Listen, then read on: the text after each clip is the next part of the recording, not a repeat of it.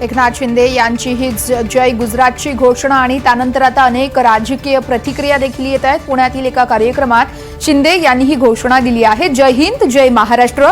आणि त्यानंतर ते काहीतरी विसरले असता पुन्हा एकदा माईक जवळ आले आणि त्यांनी जय गुजरात अशी घोषणा दिलेली आहे।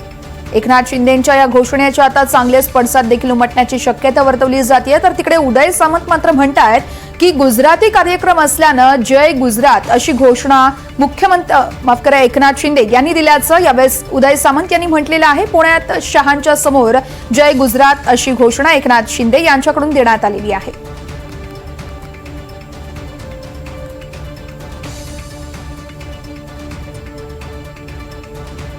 तर उपमुख्यमंत्री एकनाथ शिंदे यांच्या वक्तव्यावरती संजय राऊतांनी ट्विट करत टीकास्त्र डागलेलं आहे।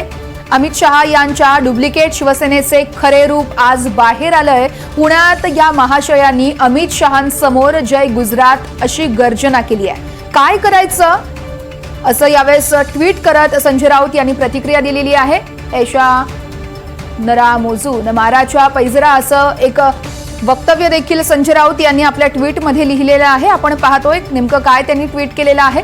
ऐशा नरा मोजूनी माराव्या पैजारा, हजार माराव्या आणि एक मोजाव्या, हा माणूस महाराष्ट्राच्या मंत्रिमंडळात कसा राहू शकतो असं वक्तव्य देखील संजय राऊत यांनी त्यांच्या ट्विटच्या माध्यमातून केलेलं आहे।